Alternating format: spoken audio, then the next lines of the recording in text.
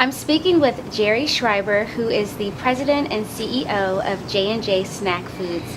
Thank you so much for speaking with us today. I'd like to begin with you explaining how this all began. Can you take us through a journey from the very beginning of J&J Snack Foods to where the company is today?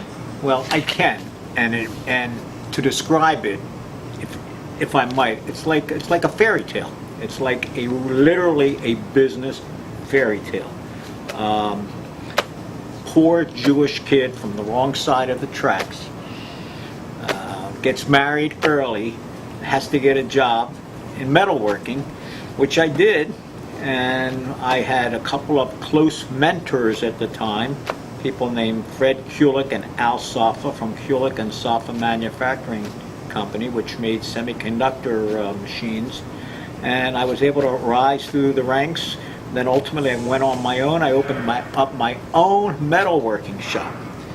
That lasted a couple of years when I got what I thought at the time was a lucrative buyout from a New York Stock Exchange company. I sold the company, even though I physically sold it and was supposed to stay employed by them for 5 years. They fired me within a year because even though I had sold out physically, mentally I had not made that adjustment. And in short order, within a month or two, I was looking for another opportunity, and I stumbled onto a small, bankrupt soft pretzel company.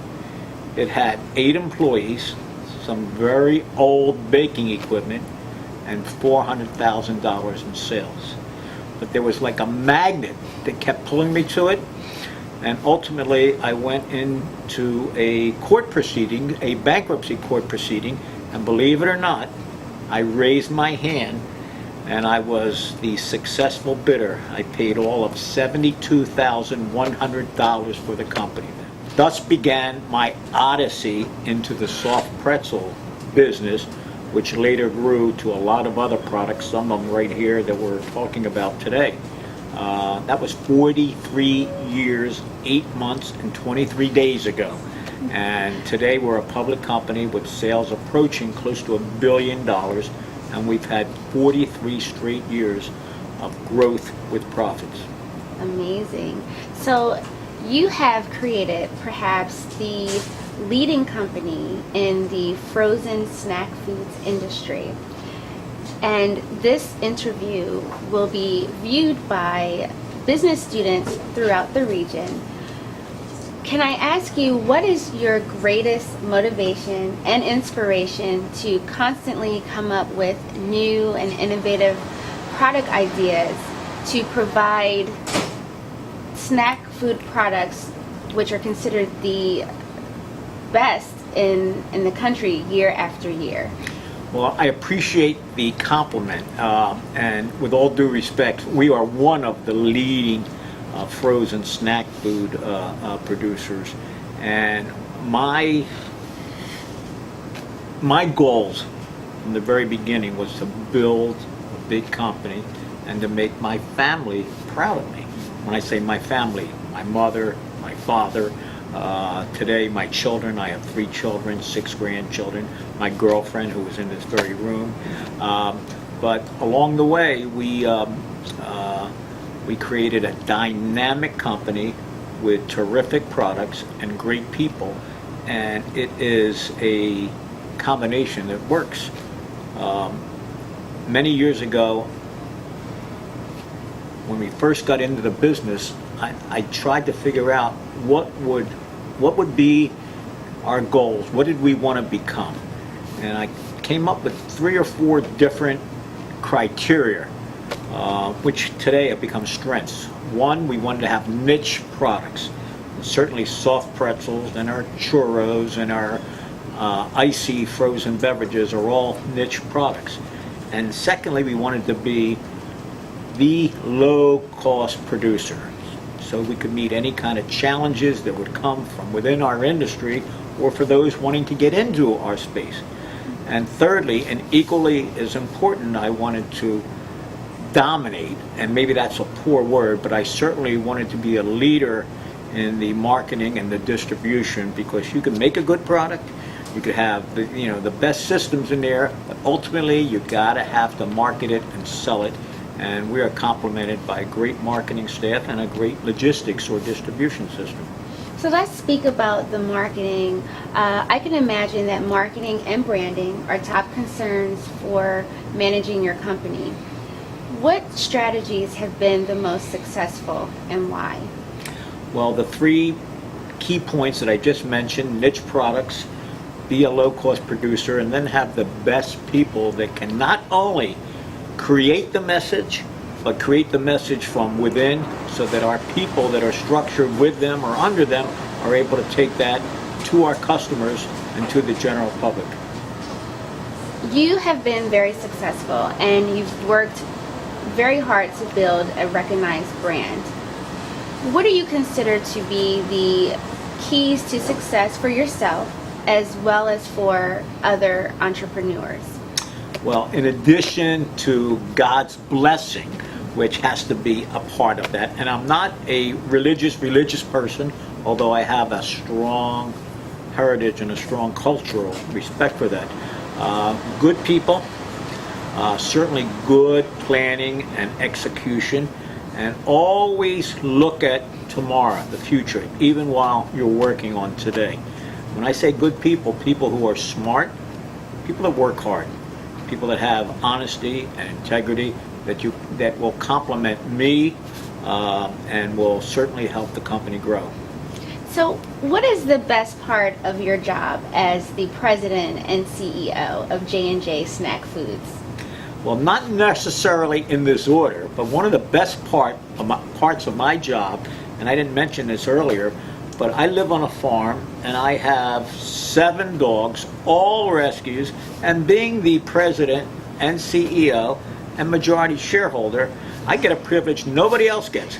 I can bring in a dog or a couple of dogs with me every day. They hang in my office, but no matter how good my day is, they make it a little bit better. And no matter how bad my day is, they kind of ease the burden. But in addition to that, I get a great amount of emotional fulfillment watching the business grow, watching my people grow, making sure that they are challenged, and making sure that I'm equal to the challenges that I'm throwing out to them, either directly or indirectly. Focusing on managing the year-round operations of J&J Snack Foods, what are some challenges to overseeing such a large organization, and how have you successfully managed those challenges? Well, I'll go back to one of the criteria that we spoke about earlier. Have good people in good places, give them the responsibility, measure them. Now, there's a lot of ways you can measure things. You can look at a production line out there and you can measure output and throughput per hour, or you can look at the organization as a whole on a monthly basis, on a quarterly basis, and you measure their performance based on sales and profits. By any standard, J&J Snack Foods, the company that I founded, that I'm still an integral part of, gets excellent ratings on all of these things. We're a public company today. We are held with high esteem and regard by Wall Street. We've had 43 straight years of sales growth. We've had 172 straight quarters of profitability. So that is indeed a measurement, but I don't want all of our measuring tools to be based on on finances, on profits. I want it to be based on who do we touch? What do we do? How do our people grow with us? If you walked into our building today, you'll see a big chart on that wall with 10, 15, 20, 25, and 30-year awards. That's rare. That's rare in any company. It's particularly rare out of a little company from Pensacola, New Jersey, that today has a national, perhaps an international reach.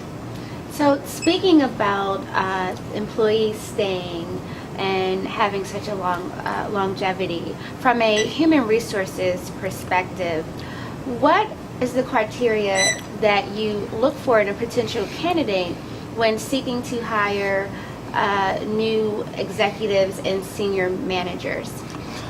Well, to begin with, I try and make sure that the filtering process, that goes from me to my closest management staff, that they understand what we need within the company, what kind of people that we want to hire to grow with us. And generally, we're right on mark. It's very rare that it's very rare that once people last a year or 2 years that they leave, because they have been thoroughly rinsed. So we're looking for people that are bright, but they don't have to be brilliant. We're looking for people that have a good work ethic, all right, that are not afraid to get their hands dirty, they're not afraid to lead others as well as themselves. And we're looking for the special integrity that comes along with our culture of working hard, having a little bit of fun, but making sure that their efforts are part of a combined entity. I like to think that the speed of the leader, and that would be me, determines the speed of the pack. And notwithstanding the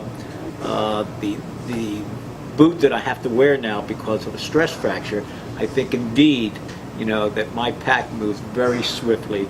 Sometimes I have to discipline myself to keep up with them today. And speaking about moving swiftly, there comes a point in every entrepreneur's life where they consider or to begin looking at succession. Is this something that you have considered? And if so, what are your thoughts on doing it right so that the company lasts for generations and as well as the legacy? Yes, I have thought about that, and particularly as I creep older every year. I'm a young 73, but I look to succession, and I have been, planning for it, because this company, notwithstanding our rich history, I not only want this company to thrive, to survive after I am retired or gone, but I want it to thrive. So there are a couple of key individuals within our company that I am grooming for the future to take over in my shoes, hopefully though without having to wear a cast or a boot. Thank you so much for speaking with us today. It's been a pleasure. It's been my pleasure, and I thank you and Bob.